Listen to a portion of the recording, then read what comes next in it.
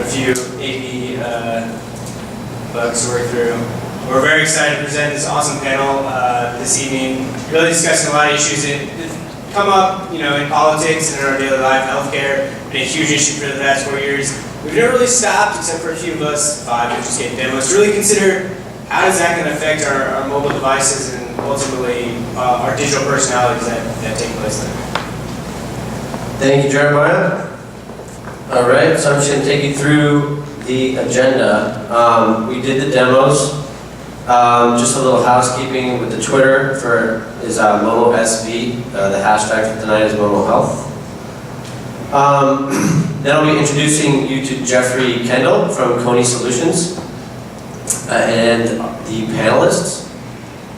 Thanks again, Kony, for putting this on. This is awesome stuff. I think this is the first health event we've had at Mobile Monday here in Silicon Valley. So, trailblazers. What is Mobile Monday? Ari had a bit to tell about Mobile Monday. It is a global community of developers, entrepreneurs, professionals coming together from the mobile space. About 100,000 plus members in 100 different cities. We are a nonprofit as well. Here are all the locations, with the bold ones being the biggest in the US. All right, here's the group stats for us. About 7,000 plus members. There's a lot, show of hands, is this your first event? Show of hands for who is this? So a lot of people come here and it is their first event. It's almost like 40%, 30 to 40% sometimes. So we have a large incoming flux of people every event. And here's a breakdown on average. Here's some of our previous sponsors. And if you do want to be a sponsor, get in touch with us. You can't really read this, or can you? Yeah, you can. All right, so what is your role? We have developers, product management, marketing, business development, sales, venture capital, media, and designers. It looks like there's a lot of product managers here, which seems to be a trend. A lot of companies are hiring more product managers as their teams start to grow bigger, but I think just in terms of per engineers, I feel like PMs are taking on less and less engineers, and there's more PMs in companies. And it's great to see this many developers at an event. Go developers. I put this up, I usually don't put this up because I think it's boring, but I put this up this month, because Android has grown considerably since the last couple of months that we've done this event. So it seems like this is a big Android crowd. Boring. CXO dinners. These are dinners for CXOs and executives. It's invite only. It's limited to 20 people max, and we have a moderated discussion at one of the local restaurants here in San Francisco usually. And if you're looking to get in touch with 20 people from your industry, whatever that may look like, please come and talk to us and we can work something out with you. We do these about once a month. We also have Mobile Monday Labs, which my mustached friend Jeremiah runs. It's focused on developers. There's approximately 30 to 60 developers that come, and we feature a specific company and we go over the solution that they have that the developers can implement within their products or ideas, etc. And in the AT&T Foundry, we're working with them this year, as well as the Verizon Innovation Center to host those events. And here's the team, and without further ado, I want to call up our panelists. So, Jeffery, where are you at? I'm going to have Jeffery Kendall come up from Kony Solutions. And then each of the panelists, please take your seat on one of these 7. So we have Michelle Snyder from Interwest Partners. Natasha Alexeeva, hope I said that right, CEO and founder of GoGo Health. Dr. Scott Jenkins, CEO and co-founder of MHealth, We have a lot of entrepreneurs on the panel today. Sean Duffy, CEO and co-founder of Omada Health. Halle, Tecco, the co-founder and CEO of Rock Health Startup-Accelerator here in San Francisco. And Mainul, the EVP and COO and secretary to the board at Medic Mobile, one of the only nonprofit companies on the panel today. Oh, as well as Rock Health. All right, so I'm gonna hand this over to you. You gonna be able to take care of this? Absolutely. All right, I'm gonna get out of your hair, guys. I am gonna have the microphone because we are gonna be asking questions from the audience. So, without further ado. All right. Well, thanks and welcome everybody. Tonight is actually a really interesting opportunity because you get to kind of see the convergence of two, really big, really fundamentally changing industries merging, and that's obviously healthcare and mobility. But I'm really curious, by show of hands, how many people here consider themselves to be a healthcare person, not a mobile person? That's awesome. Okay, good. So we've got a good group of people who understand the industry. And how many people consider themselves to be straight up mobile, know nothing about healthcare? All right, good. So we're going to provide an education to both groups tonight, and hopefully, kind of discuss some of the opportunities that are being created by primarily political activity in the U.S. I know, we'll call it Obamacare for tonight. A couple slides. Can we get the slides just to give kind of an introduction?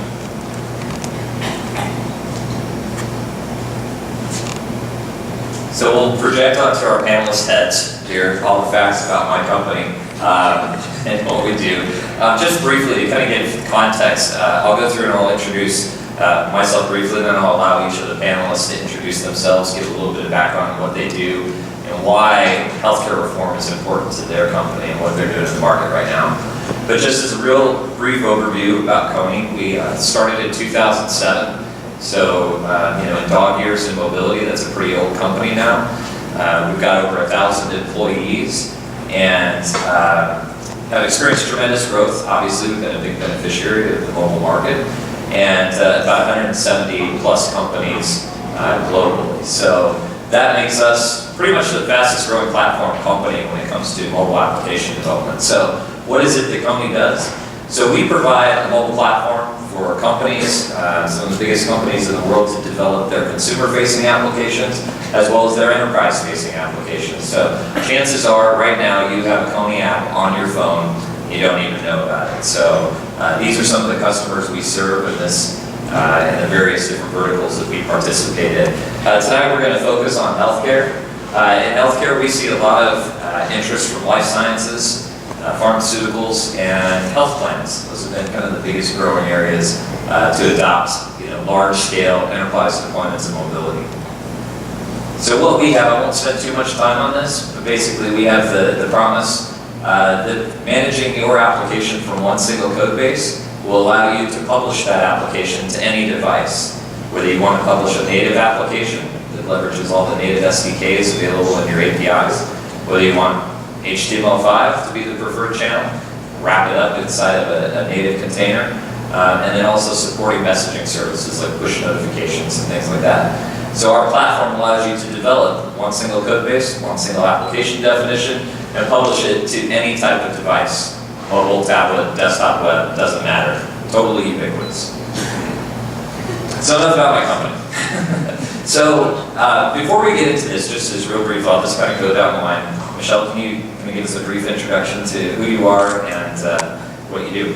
So I'm Michelle Snyder. I'm an executive in residence at Interwest Partners, which is a venture firm, and we're focused on the intersection of healthcare and technology. Our fund is 50% technology, 50% life sciences, so it puts us in a perfect space. And I spend part of my time doing due diligence, looking for companies, part of my time helping out the portfolio companies. And the reason I'm particularly interested in this space is before I came to Interwest, I was an executive at a company called Hippocrates for 11 and a half years. I built up the physician user base. We were kind of recognized as the first company in mobile health and getting physicians to adopt technology. Hi, my name is Natasha. I have many years of experience in healthcare IT and health insurance, and I'm doing my own startup that focuses on addressing some of the risks that Obamacare will bring. I'm Sean Duffy, the co-founder and CEO of Omada Health.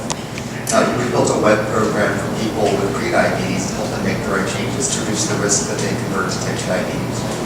We were actually part of the Rock Health First Class. They're in class 4. It's exciting to be here. Awesome. Hi, I'm Scott Jenkins. I'm the CEO and co-founder of MHealth Technologies. We have built, I think, my partner actually developed the technology. I think we've solved the problem of making iPads and iPhones HIPAA compliant. And it's very cheap, very easy, and very low cost. And if you don't know, you can't use iPads in healthcare today at the physician level or at nurse practitioner level. So it's the biggest thing I've ever seen. And I used to be at Apple. I was in evangelism, running their healthcare and life sciences group. I was there when Steve came back, helped IBM build its information-based medicine system. And I've got a slide from 2003, if anybody wants to see it, on IBM's vision of MHealth, on Symbian, with encrypted hash. It was, IBM threw its weight behind it. So the people have been working on this for about 10 years now, and from my point of view, I think we've got something interesting. So. Cool. Also a former Apple employee, which is actually where I came up with the idea for Rock Health. I briefly was at Apple when I was in business school covering the healthcare and medical segment for the App Store. So we got really great exposure to all the app developers that were submitting apps 3 years ago, and really became committed to supporting these entrepreneurs because I thought that there could be better apps out there. No offense to anyone that had put something out there then, but I saw tremendous room for improvement and thought that the healthcare segment of the App Store just wasn't nearly as robust and creative as some of the other segments like gaming. And the healthcare needed that sort of attention. So started Rock Health, which is a local Startup-Accelerator. We provide startups with, we used to give 20K, now we give 100. And we provide office space, mentorship, operational support, and key partnerships with hospitals, payers, and other really great industry experts that can help startups get off the ground. And while he didn't credit me, Labdoor is one of our current startups. and we've had 49 startups go through our program, and we'd be really eager to talk to any of you who are looking to join an incubator. Thanks. Why not, right? Mainul from Medic Mobile, the COO. We started Medic Mobile about 3 years back out of Stanford. And in a nutshell, we work in emerging markets as well as the US. In emerging markets, our focus is basically building maternal and child health applications on SIM cards. And then for the US base, we're focused on chronic disease management and wellness program that I'm happy to talk more about one-on-one. All right, great. So a lot of interesting themes are going to come up tonight. You can see just by our panel. Number one is adherence. I think we saw some of the demos. We obviously have some folks on the panel who are greatly concerned about adherence. I think one of the other interesting points up here that we often forget about, we never forget about in healthcare, but it's always a barrier, which is security. Obviously paramount to being able to deploy these types of devices into a hospital setting, a provider setting, any setting actually for healthcare, because we're all under the guidance of those strict security policies. But I just want to walk through, just for the mobile people who don't know anything about healthcare, I'm going to give you just a little bit of a background and education as to what's going on with the Affordable Care Act and why that's important to you. So as you start thinking, especially from an entrepreneurial perspective, what are the opportunities for you to go out and solve? This discussion, this presentation should provide that framework for things that you're trying to do. So it's driving major change, okay? Obviously the act was passed in 2008 and really it doesn't come into major effect until 2014. And so far everybody's pretty much been ignoring it. If you are a player in the healthcare value chain, so if you're a provider, if you're a health plan, you sort of try to sit back and watch and see what's going to actually happen. In June, the Supreme Court ratified the ACA, and that was the go point for everybody else. So obviously Republicans thought it was going to get shut down. It did not. So now everybody has to deal with the fallout, and it's causing a lot of quick stirring to jump into this. But so what's really happening? Number one is we're introducing 49 million new lives into the healthcare system who did not have healthcare coverage before. Whether that's an individual who is an entrepreneur trying to start up a mobile company, Whether that is someone who doesn't qualify for Medicare because of their income status, the definitions of these coverage points have been expanded so that everybody is mandated to have health insurance. So what that's doing is driving two major pressure points: quality of care and cost of care, right? Because obviously, if you have to provide health care for everybody and you have to do it with decreasing budgets, you have to find ways to be more efficient. And then secondly, quality always comes into play. So we don't want to have cuts in quality at the expense of cost pressure. So these are the things that healthcare providers, healthcare payers, pharmaceutical companies, everybody is concerned about. Patient retention, this is obviously a key theme as you look at hospital providers. They want to make sure that as they start seeing these new lives come into the system, how do I make sure that my healthcare provider is capturing the new appointments that are coming in, the new visits that are coming in, these new patients? So that requires a lot of outreach, which obviously means that patient communication is a key objective as well. For those of you who are not familiar with what is called an ACO, or an Accountable Care Organization, this is a new paradigm of care that basically rewards provider groups who can provide care at a lower cost and higher quality than individual physicians on their own. So think of them, this is a terrible way to put it, but unions for physicians. They're not really unions, but they're groups of physicians who get together, set a corporation, and say, we can do this better than anybody else if we work together. And so that's a big driver behind the Affordable Care Act as well. And then finally, patient self-service. So if you think about ways to reduce cost, you look to other industries, right? Look to the travel industry, look to the banking industry. These are industries who very quickly and very early on realized that I can take high volume, low value transactions and convert them to self-service by going to an ATM, by delivering a mobile boarding pass, by delivering that experience to the consumer. I can reduce some of the cost pressures that I might feel as my value gets lower but my transaction volume goes up. So we're in that space now with healthcare. Healthcare is always a laggard, so we're going to try and talk about ways to get rid of that barrier. And then there's also other things to think about: impact to the physicians, impact to pharmaceutical life sciences, and finally impact to health plans. So again, patient volumes are going to go up, reimbursements are coming down, creates a cost pressure and an opportunity for us to go solve it. So for just a second, I want to talk about the consumer, because now what you have is, now that healthcare has sort of changed its perspective, one of the major trends that we're seeing is that it's going towards more of a consumer-driven market as opposed to what's traditionally been a physician-driven market. So if you worked in healthcare, you always know that basically the physician is king. Whatever the physician wants, how they want it to work, it's all centered around making the physician happy. And typically the patient has taken a back seat to some of those types of paradigms. Now you have the consumer whose the voice is getting louder and they're demanding different things. They prefer self-service channels, right? They experience this in other industries and they're demanding it in healthcare. They're also digitally empowered. If you look back 5 years ago versus now, the amount of technology that we have with us and the device ubiquity provides them with this empowerment.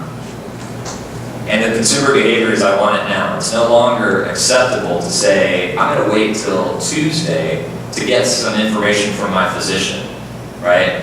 I've got the internet, I've got people, I have social media networks. I can reach out on all those and get answers to my healthcare questions now without having to wait for my physician. And another prevalent behavior, and you see this in some of the apps, is I want to be rewarded. So I thought the Pillbox app, I can't remember what I thought that was interesting because that's a key behavior that you can obviously drive adherence through, and so you've seen it. So essentially the punchline is everybody wants it here, now, unlimited, and that's what we're here to provide through mobility. Something to consider for mobility that I don't think we talk about enough is how mobility integrates with other channels. And it's important to understand that a mobile transaction may begin, but also that transaction typically ends in another channel. So if I'm doing things like shopping for insurance on my mobile phone, I might then go and actually complete the transaction online. So as an entrepreneur building a mobile solution, think about how it fits into the other parts of the workflow. think about how physician workflow operates, and that'll help you kind of understand at different points of the day what device, what application, and what task am I trying to fix. So I'm going to leave these topics up on the screen while we have the discussion with the panelists, but I want them to just kind of be reminders for the audience to say, you know, what are those key themes that are coming down through healthcare reform as we go through this. So, and I'll read them off for the panelists who can't see it right now, but number one is expanded coverage for Medicare. So we have a whole new group there. Mandatory health coverage for everybody. So if you don't have health insurance, you will pay a fine starting in 2014. Accountable care organizations, which you talked about. Patient-centered medical homes. This is also a concept that's similar to changing the paradigm of how healthcare is delivered. Preventative care. This was a major part of the Affordable Care Act, which said we are going to provide coverage for preventative care, such as preventative diagnostics, screening mammograms, those types of coverage services, which aren't available right now to most people. A big concept as well is pre-existing conditions eliminated for children. A huge opportunity here. You know, if you have a sick child and you change the health insurance employer right now, that health insurance company can deny you coverage because your child has a pre-existing condition. In 2000, well actually now, that's been eliminated already, so that's not there. And then small employer tax credits. So how does this affect the small employer? What are they going to do now that there's, you know, a mandatory provision for healthcare credits there? And then also emergency services, which are covered out of network. So key themes that go through the Affordable Care Act, just keep in mind as we go through the discussion. So with that, since you're first in line, I'm going to pick on you. So from your perspective in the changing landscape, where are the biggest opportunities for mobile generally? Is it on the patient side or is it on the physician side? Good question. I think it's actually, well, both of those and three. I mean, there's some really interesting plays in the B2B space, the B2B space, and then the B2B2C space. Actually, that's the space that I like the most. And I think, so the areas we're looking at the most are driven by two of the trends that we're talking about earlier. One is this consumer-directed revolution, if you want to call it. They call it consumer-directed care, but really what's been happening even before the ACA is that employers have been shifting more of the cost to the consumer. So as a consumer, you're starting to say, well, how am I supposed to make a decision about what doctor to go to or which hospital to go to if I don't know how much things cost, right? And I don't know who's good and I don't know the quality. So we're looking at a lot of solutions in that area. I think the other key thing with the ACO, so basically part of the ACA, what it said was we're going to change how the healthcare system is paid.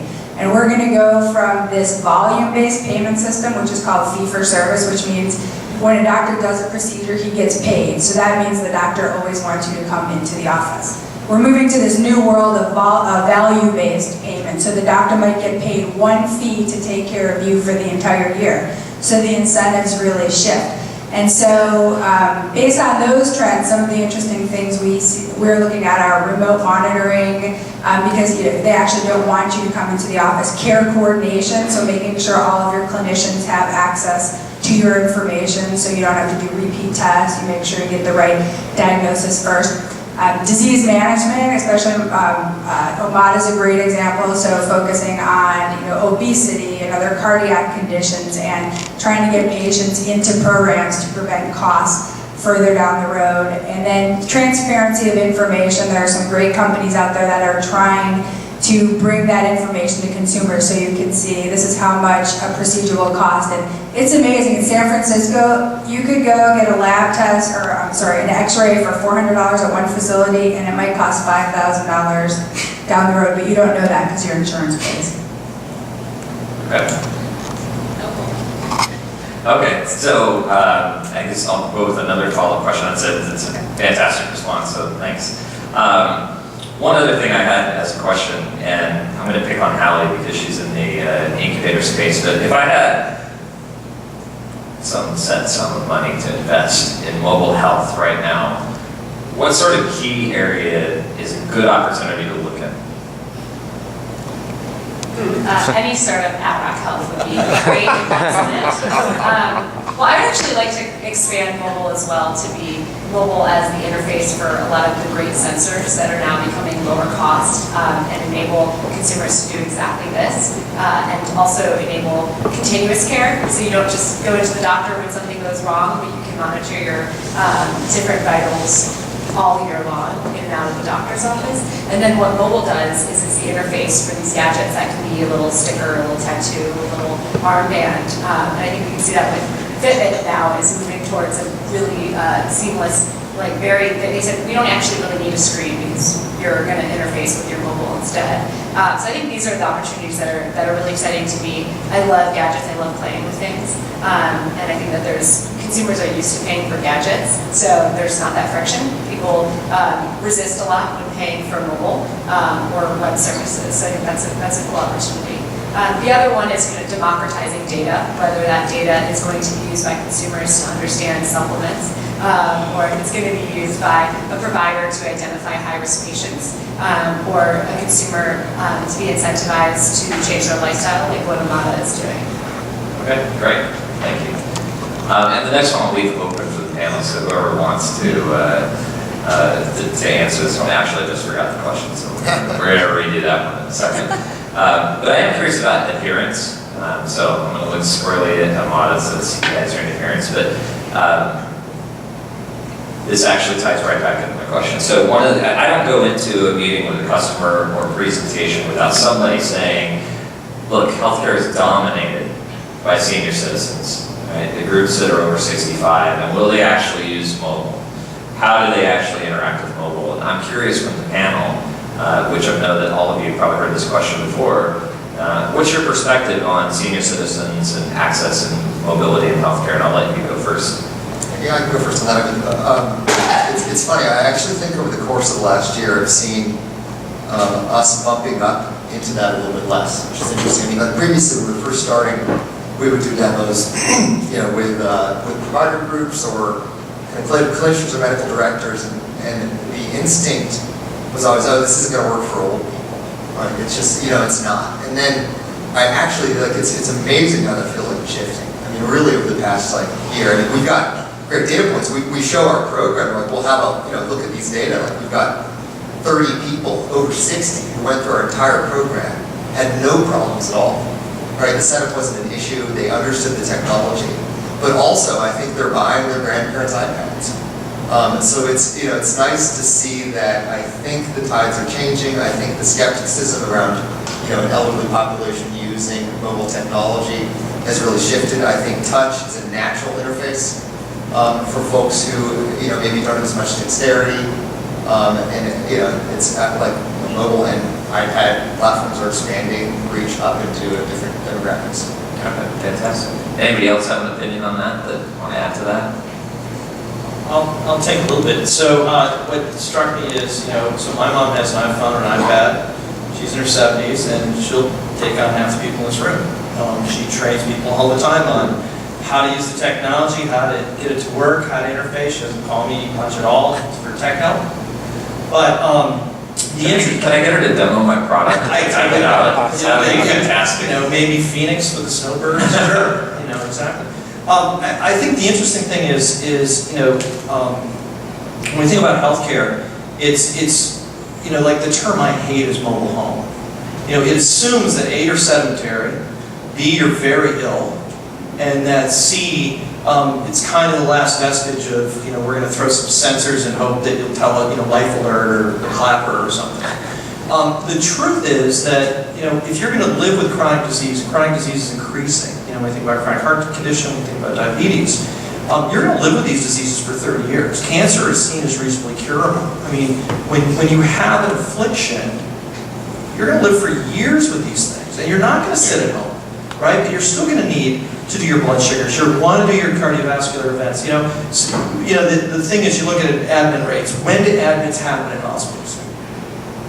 Sunday nights, because a lot of diabetics don't think it's part of their job to do their blood sugars when they're partying on Friday, when they're going to barbecues on Saturday, and they crash on Sunday, and that's when they go to the emergency room. And so whether it's lifestyle or access to technology or a care plan that says, listen, this is a 24/7 job for you, right? You got to stay healthy because you don't want to go to the emergency room. That's where the explosion is going to happen. And I also agree completely around sensors, right? I mean, the best report, if you can get it, I think, is Deloitte's MHealth report by Harry Greenspun that came out in December. But the coolest thing about it is it has an infographic, which means everybody can look at it. It's not just words.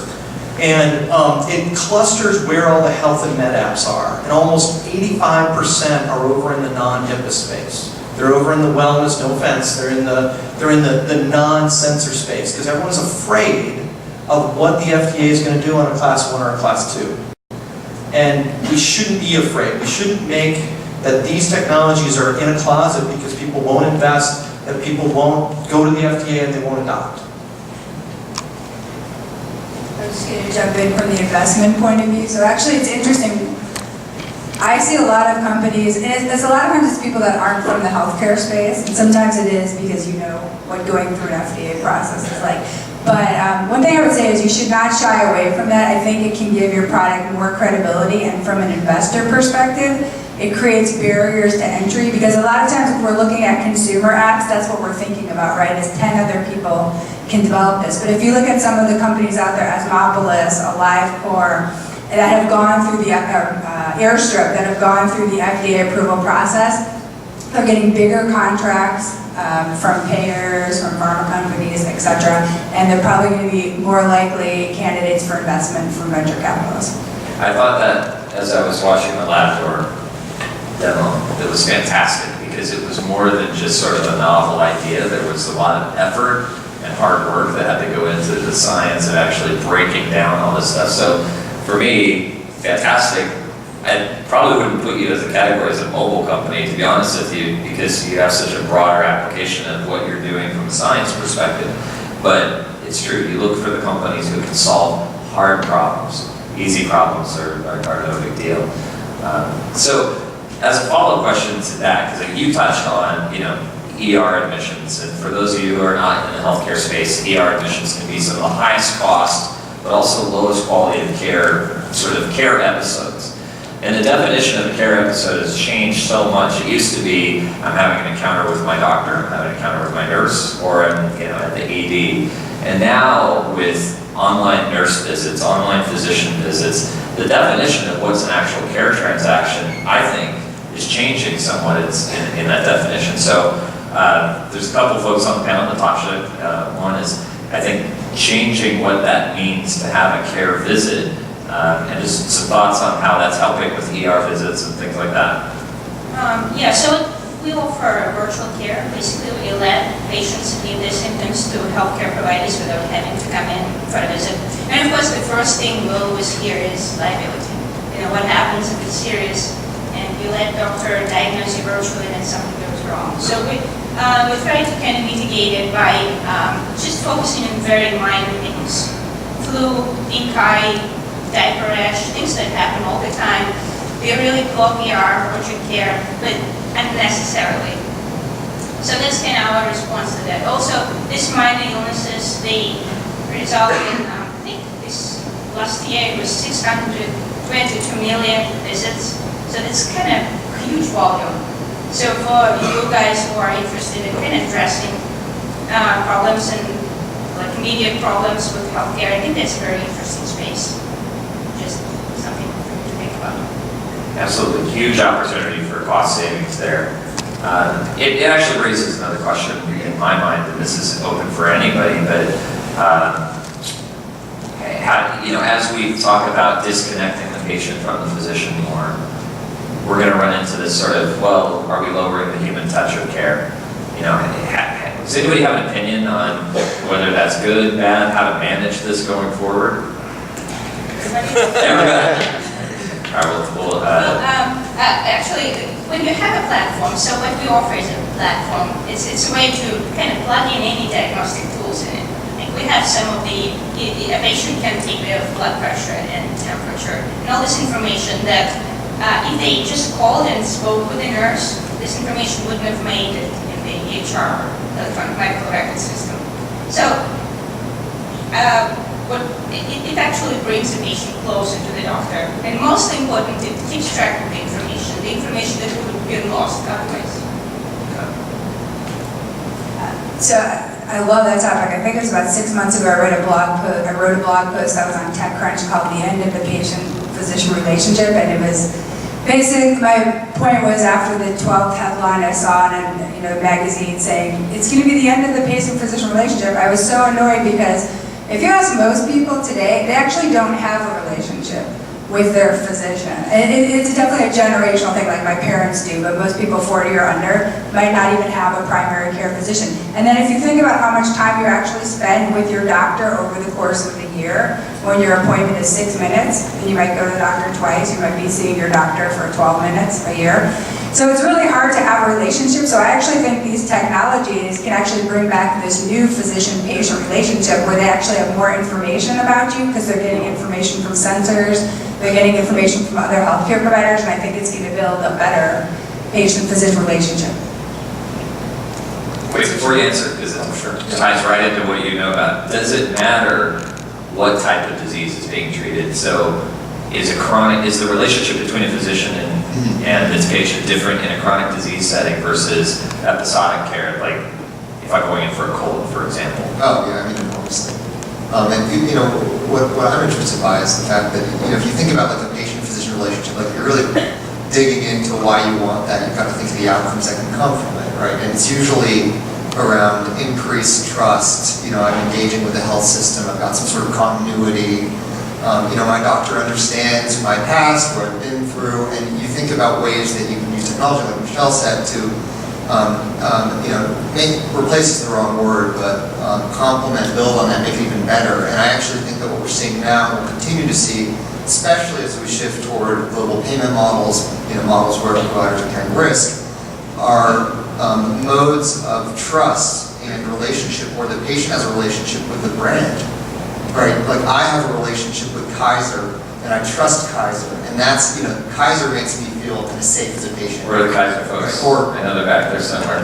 Take that back to your marketing department, they're gonna love it. Or you have a relationship with like the entity that delivers your care holistically using technology, and every time you engage with it, that person on the end, they get what you've been through because they have access to all those data. Right.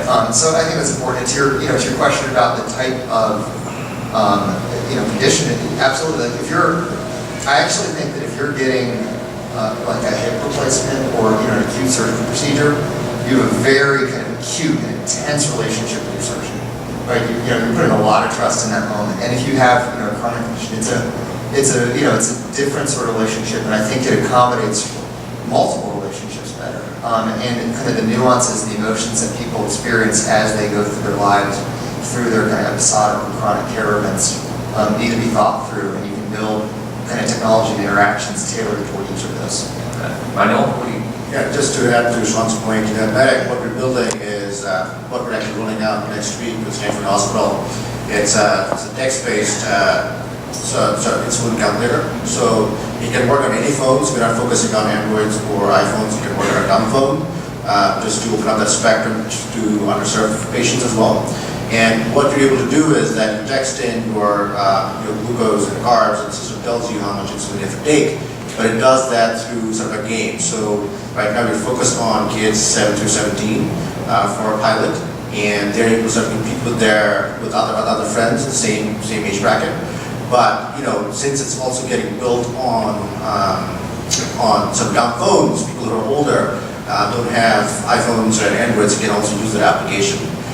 What we're doing though, we're also adding a couple of other relationships to it. So we are giving access to a caretaker and a physician interface so that you're able to sort of track whether your kid has been taking insulin or the patient hasn't taken insulin. And if it seems like there has been some adherence issues, then the system will automatically trigger an action for the physician or the caretaker saying that remind this person to take insulin.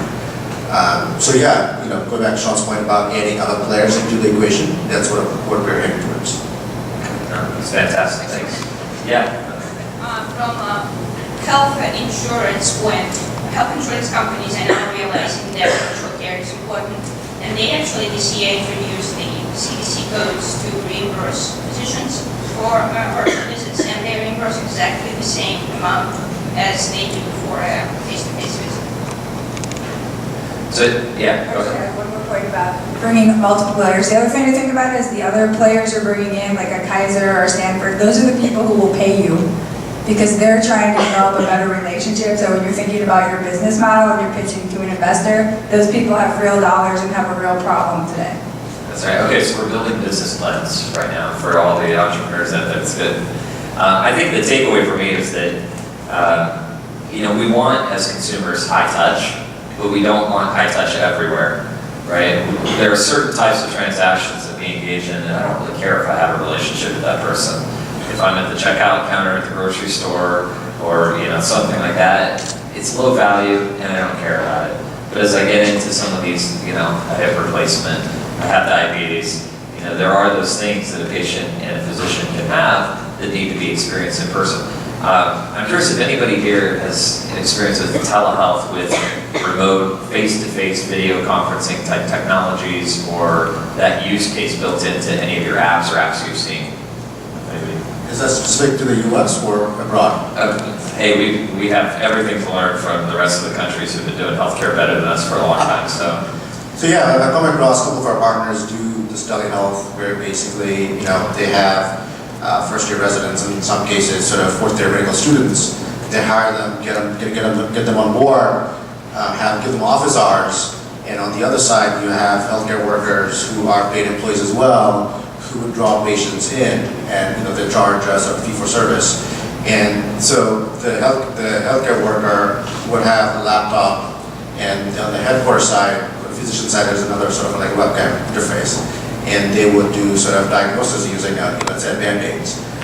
There's one of our partners who make fantastic Band-Aids where basically, monitors 5 things: your blood pressure, your hydration, and your EKG and whatnot. So you slap that on, you get the data and it fits into the system. On the other side, the resident or the physician checks the vitals, and then they engage in some sort of dialogue, and they do the diagnosis and whatnot. Any security challenges with that, Scott? Well, please, Mainul first. It's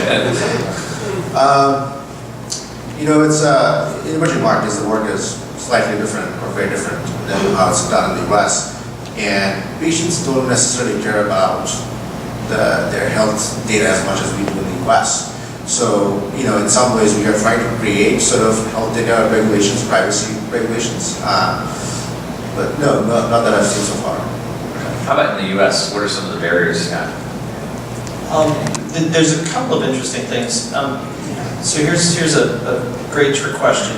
If you lose a laptop that has 10,000 credit card numbers on, what's the monetary damage you can sue for? Anybody? 0. Okay, 0. Because if the credit cards don't get used, there's no actual monetary damage. So there's no loss. There's no lawsuit. If 10,000 healthcare records get lost, what's the damage? $50,000 each. So it's $2,500 per incident times 10,000, so 25 million just from that incident. TRICARE was hit with a $4.3 billion breach for a HIPAA violation. Each state has its own law. Nevada is one of the stringent, which is weird, that you have to be encrypted on rest, encrypted on transfer, encrypted on storage, point to point, and audited. In Louisiana, if you have a breach, you have to put all the names of everyone's affected in the newspaper within 48 hours. Yes, plus the monetary damages and the image damage, right? We just heard a minute ago that, and so because of that, we've seen this challenge of all of these devices, all these mobile systems and mobile sensors, even the FDA-approved devices, don't ever get fed in to the healthcare record in the United States, right? Because they don't trust the data coming in, they don't know what the exposure is, they don't know if someone else is going to see it. So they say, listen, you have to use this, but it has to be secure, right? And that's why you see Airstrip hiring Diversinet, trying to figure out, now that they're a real company, how are we going to secure these mobile devices so that they don't have unintended breach, right? Because if you're a physician, you set it down, somebody looks at it, that's technically breach under HIPAA. And so there's a whole bunch of challenges, but if you look at NHS, if you look at NICE, the things they're doing in the UK, they've mandated halters, space lab halters, granted too expensive, that technology needs to come down 2 generations, for any cardiovascular patient who's been admitted for a heart attack, right? For 2 weeks worth of monitoring, and that's in Region 7 or something like that. So there are many places around the world that look at remote monitoring as the key to keeping people out of the hospital healthy and supported. And I'll do my pantomime that I was going to do earlier. So here is a physician. This is an 8.5-minute window. I don't see you, I don't see you, I don't see you, I see you, I don't see you, I don't see you, I don't see you. It sounds kind of bad, but I mean, if you're working on an 8.5-minute cycle, and you've got to go through an 8-hour shift, and you've got to see 50 or 100 patients, building a relationship is almost impossible. And so the challenge, like the California Cardiac Association, is trying to understand, if I give sensors to everybody, who's going to monitor that? Who's going to be there to catch it? And am I responsible for it, but I don't get paid? As the cardiologist of those individuals that have this heart monitor or this Band-Aid or something that's going on. And if I don't act on something that happens, where's my liability? And so there's a whole bunch of issues on security and on liability that make it tough, I think. Yeah, that's definitely a barrier in our industry because everything that we think about that's innovative is always followed up by, yeah, but is it secure? So that's an important topic. From the audience, start getting some questions. Let me grab a mic and yeah. Can I grab a mic? Okay, I'll let you run that out there. Hi, my name is Alexeeva. I'm actually from Sweden. I'm a medical doctor. I'm a business PhD student at Berkeley, and also have a startup which is in skin disease. One thing which is quite interesting is this divide, Europe and the United States. And for example, Sweden, we use I think 9.3% of BNP on healthcare, and here in the States you use like 16.3 or 16.7, and it's still increasing. And my thought has been, as a little PhD student, is that collecting all this data that we're doing and letting people have access to this data, is that actually going to lower our cost of healthcare, or is it going to increase it? Because if you look at, for example, in the 1990s, we said we're going to get rid of paper, but everybody bought a printer, and actually we've been doubling the amount of paper we're using every year. So what's your opinion on that? First up. So the question was, will giving patients data actually lower cost? I think irrelevant from cost, it's the right thing to do. I think patients should have access to their data, and whether that's from the sensor, from the EMR or whatnot, I think it's the right thing to do. Can it save costs? I believe it can. I think there's a lot of ways that, an example from a startup that we've funded, they built a little gadget that sits in the smartphone over the camera and turns it into an otoscope so parents can diagnose ear infections at home. So a parent that has a child with chronic ear infections that get 9, 10 a year aren't wasting time going to the doctors each and every time. They can get that data, take that image on their own, and send it to a doctor remotely, and that saves a tremendous amount of cost and time for that parent. And there are dozens of examples where having, empowering patients to take care into their own hands is only helps save cost and reduce the inefficiencies in the system. I think you bring up an interesting point. Big data becomes a huge challenge as you throw out multi-million sensors and you start to collect real-time data, and then you've got the storage of the data, security of the data, the parsing of the data, and then the dashboards that everyone's looking for, right? CMS would love a dashboard, CDC would love a dashboard, FDA would love a dashboard, each of the state ACOs would love a dashboard, each of the insurance companies would love a dashboard. They'd love to see everything about you all the time. And so, you're right, what does that do to the cost, right? Because storage is cheap, it's not that cheap, and data is easy, and we're getting a lot of it. And you think about something, just simple technologies like digital pathology, right? Pathology will generate more medical images in 2 years, the next 2 years, than all the medical images we collected over the last 40. Because it's machine fed. I mean, it's getting 32,000 to 30,000 PIN images at hertz rates. And so when we think about giving sensors to everybody, right? So I've got my, Nike fuel band on, and we start to now collect everything about me and you and everyone else all the time. It's a big challenge. I mean, ultimately the outcomes will be better. The individual treatments will be better. The brittle patients, 5% of patients take up 50% of the healthcare spend or 40% of the healthcare spend. That's where the impact is really needed. But for the rest of the industry, I think it's a reasonable question to ask.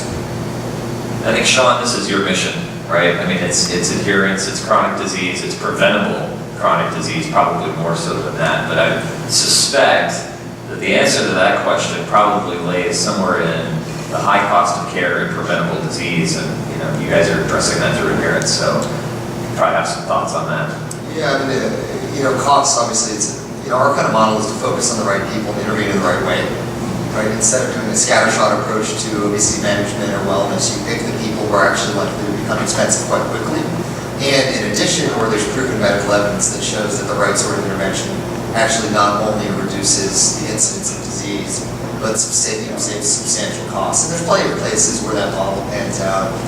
In terms of just cost generalists, I think a good bellwether for what's going on right now is just the venture capital world, whereas the things that are getting funded right now, and that Michelle can chime in on this, they're not, they're definitely not the things where you get a little bit of extra medical benefit for double the costs. They're things where you get the same or even better medical benefit for much cheaper. They're things that fall into that small category of healthcare interventions that's cost savings, not cost effective.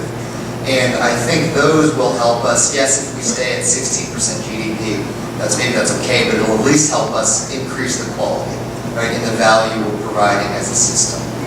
Right. Other questions from the audience? Yes, let's look at the microphone here. Oh, you got one teed up there? Yeah. Sorry, okay. Get right to you next. I'm a developer, and I heard the term care coordination, but I'm actually interested in home health care. Do you see opportunities there in improving the efficiency of the caregivers that are providing that?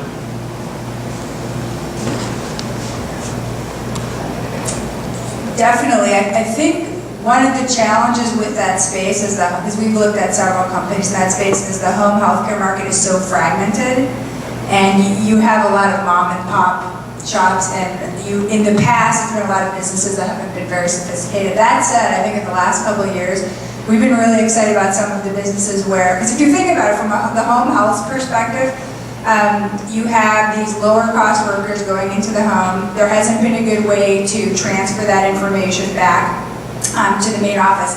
And then I think the key thing is then being able to share that information with the family members or the other caregivers. And so I think that's a really interesting space. And from the home healthcare perspective as well, the way that works into an ROI is they don't want you to have to go back to the hospital, right? If you're going back into the hospital, that means the family's not paying for you to take care of their relative, mother or father. And so I think it's a very interesting space. I think there's a lot of opportunities there. I think the bullet point is around United's purchase of the largest traveling nurse company for $1 billion. As the ACO models evolve, this is the tectonic shift. People don't quite see it coming, but the ACOs are supposed to divvy up $840 per person among 5 loosely knit people to make sure that patients stay healthy. If they go into the hospital, they get sick, they lose money. If they keep out of the hospital, they make money. And so what's happening is the ACOs are just buying all the pieces. Cedars-Sinai bought 3,000 individual physician practices last year. With United buying a traveling home nurse program or traveling nurse program, I mean, they're going to buy all the pieces of an ACO. And that sort of aggregation means that they get to control some of that. But you're immediately given massive markets. It's clustered, but that helps you because you know what doors to knock on. And I think we heard from the very early discussion, everyone's looking for a competitive advantage. I mean, no offense to anybody here, but I mean, everyone sees a Kaiser ad and a Sutter ad, and a Kaiser ad and a Sutter ad, trying to woo you away in this area because they're highly competitive. Well, and one of them cares more, right? So they care equally. That's right. You had a question?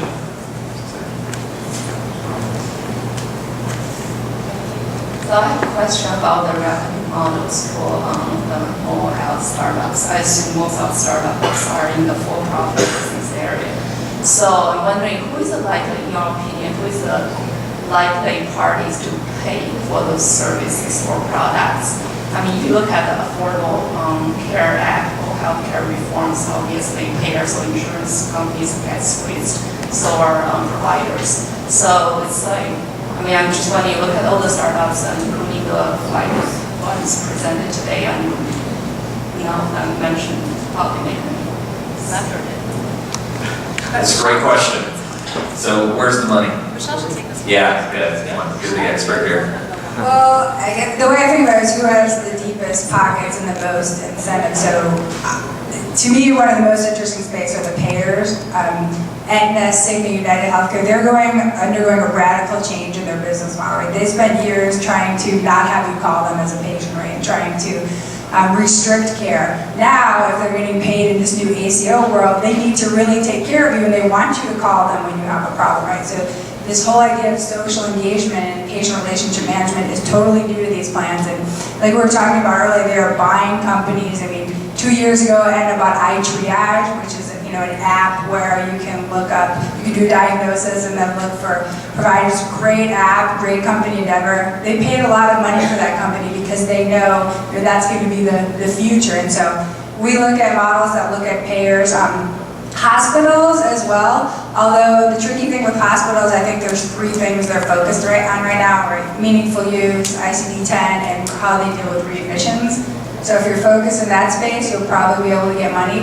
The challenge is usually they want to do really long pilots. Those are the 2 areas we look at. The sales cycles in healthcare, I guarantee you, are the longest that you will ever experience. So be prepared for that as you're getting into this industry. Someone else having a comment to add on to that?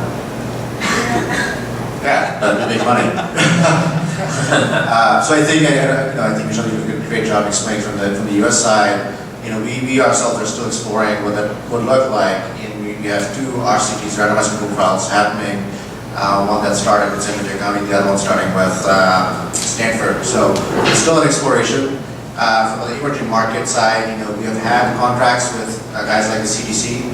So they would give you, contract to do X, Y, and Z. So for example, the specific contract in Nepal is surveillance across all of Nepal from all health posts. And so what happens is that you get the money from guys like CDC, but you also strike partnership with telcos, so telecommunication companies, because you see a surge in text messaging or data usage in some cases. So that plays into it as well.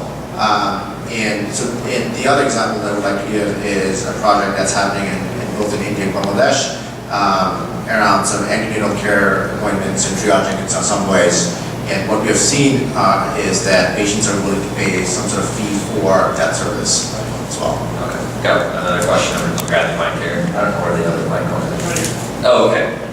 I'll grab that here. Thanks.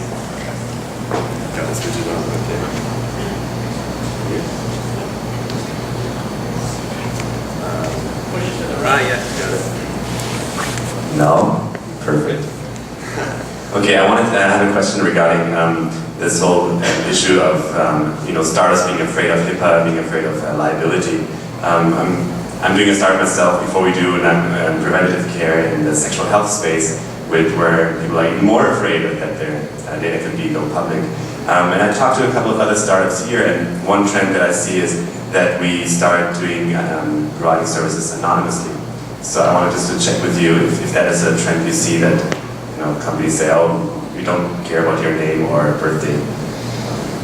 There's a big market for data, for sure. There's $1 billion of companies that are built around de-identified data, but any opinions on it?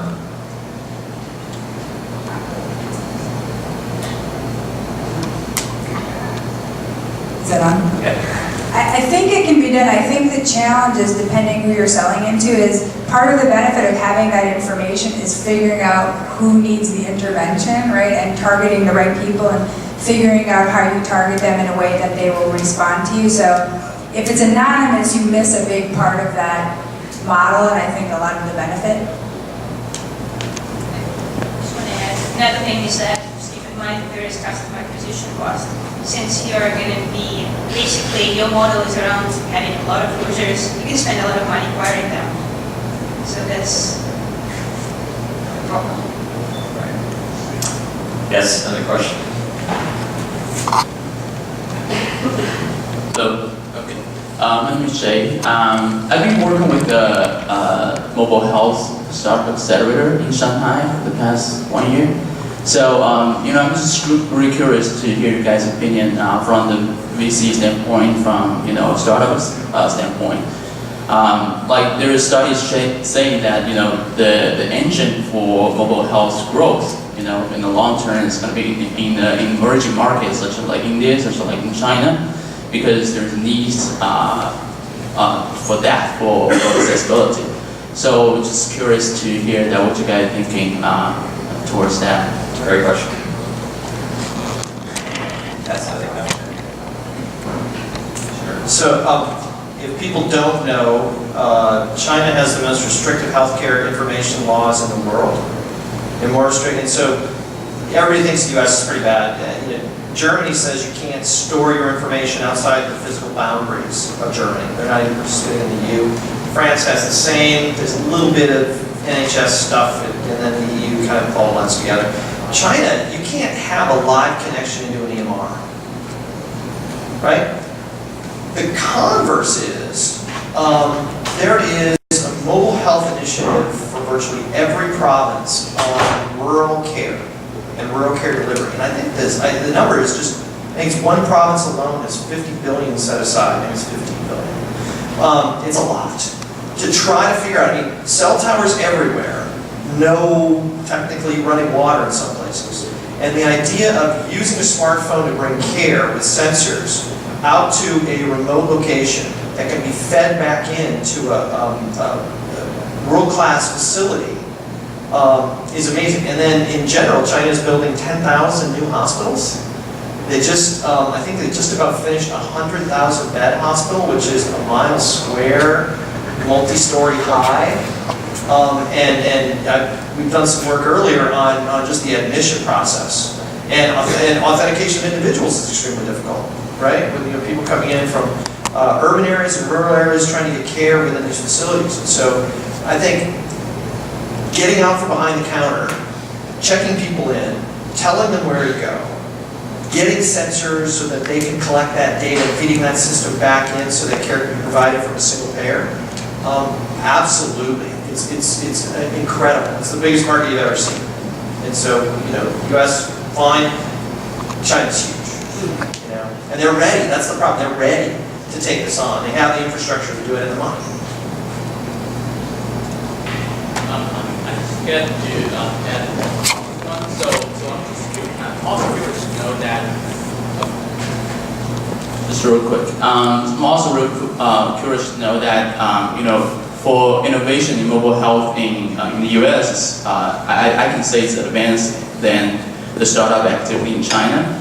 So, from your opinion, does it make sense for startup in the US at the early stage to expand to overseas market like to China or to India? Does it ever make sense for startup to do that? Well, I think it comes back to what Michelle was saying earlier, right, about money.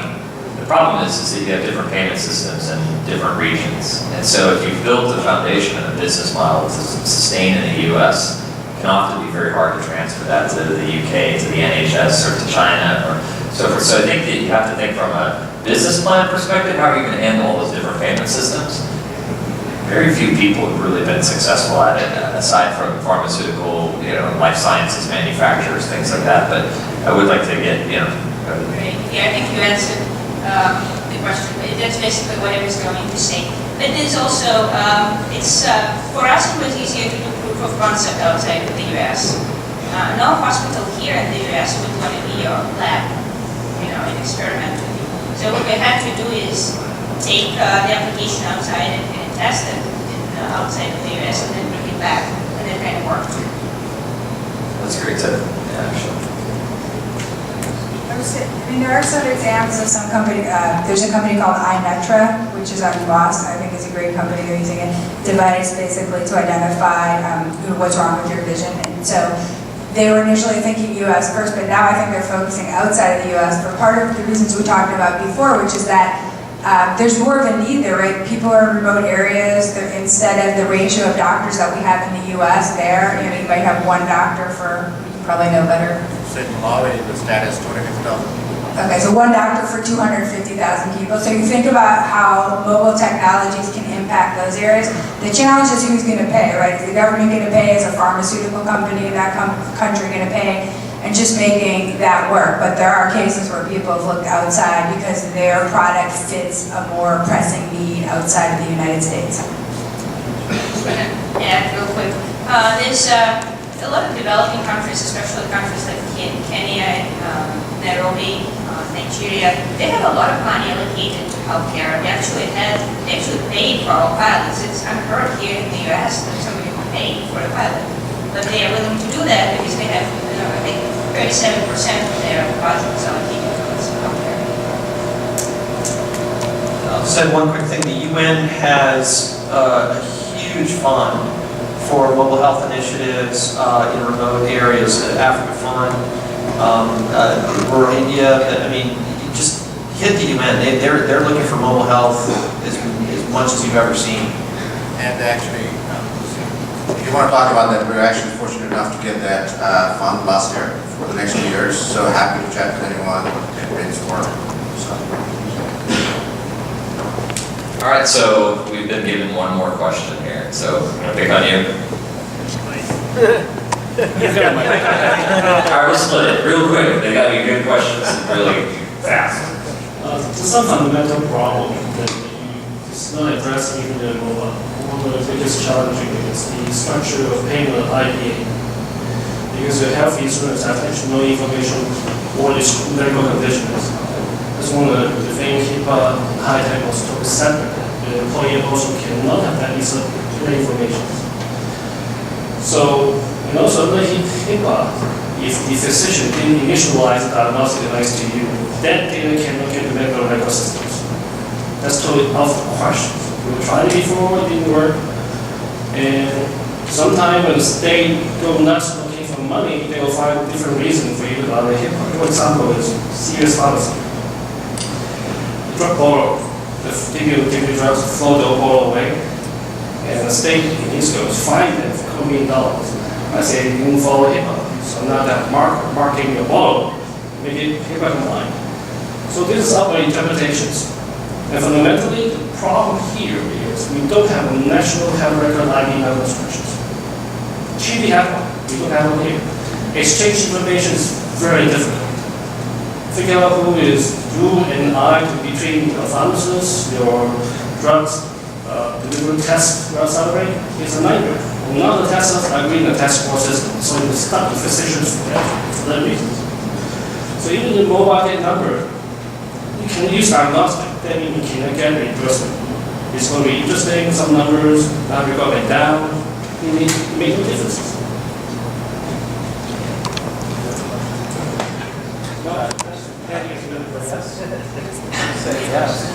All right, so so I think the question that, as I kind of took with us, a couple different things to distill there, but does the fragmentation within the healthcare market that exists prevent us from really getting mass adoption of mobility? Does the fact that we don't have a national health record create a barrier for most mobile developers? Does anybody have an opinion on that? Sure. Yes. Sure. Yes. Now, okay, the great thing is, I have a little bit different opinion on that.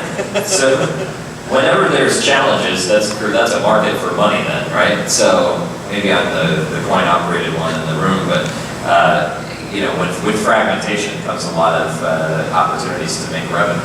So that's one of the things, retailers all have different systems. We don't have a national sort of single, customer identification number, but yet people are still taking advantage of, mobility there. So I think there's still opportunities there for sure. So my question has a little bit to do with that fragmentation. Basically, we have a huge system with a lot of people in it that is very personal to each person in it. It has been broken up in a ton of different ways for us to manage it over the last 100 years. Be that different healthcare providers, different hospital wings, different insurance providers. How does a startup get purchased into that?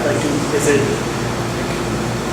I guess from an investing perspective, you want to start with a patient and serve a few patients well and then grow a patient base, or do you want to start with a practice that you're serving well?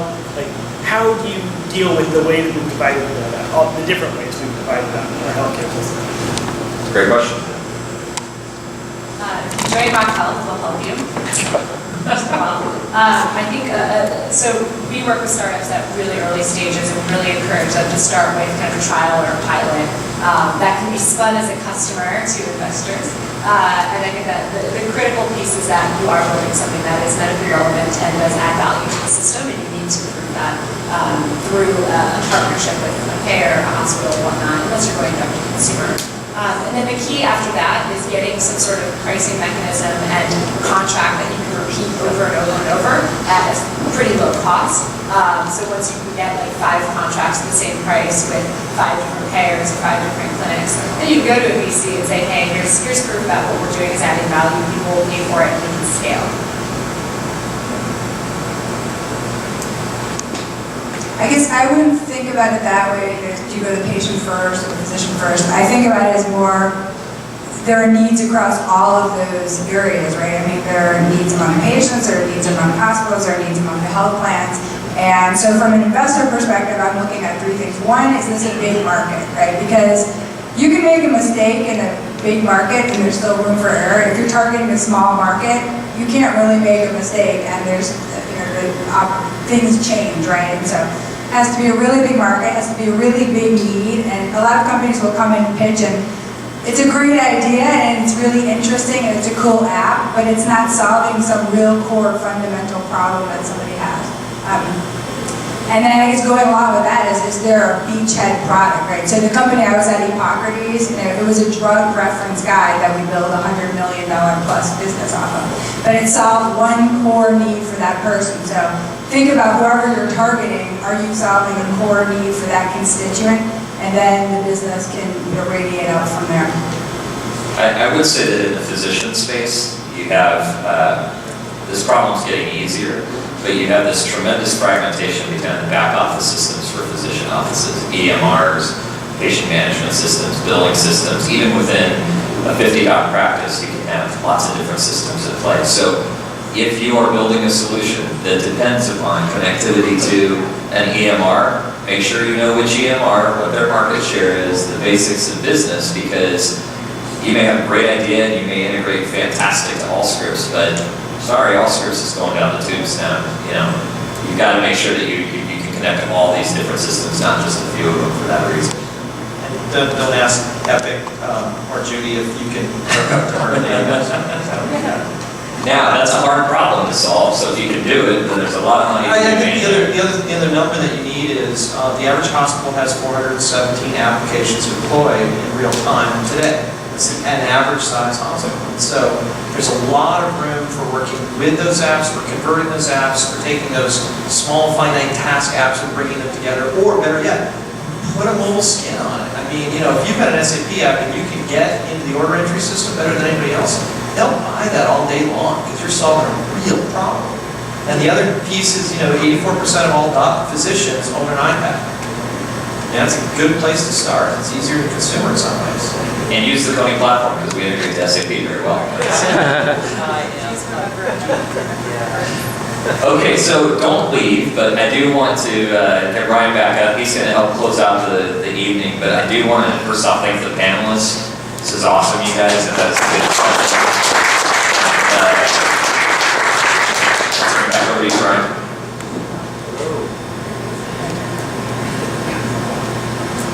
All right, so I have a few announcements. Let me get on my phone to say my mind is in. First of all, I just want to thank Kony and Adobe for putting this on again. It's been a wonderful event, a great panel, and it was our first mobile health panel, which is awesome. Yeah, round of applause.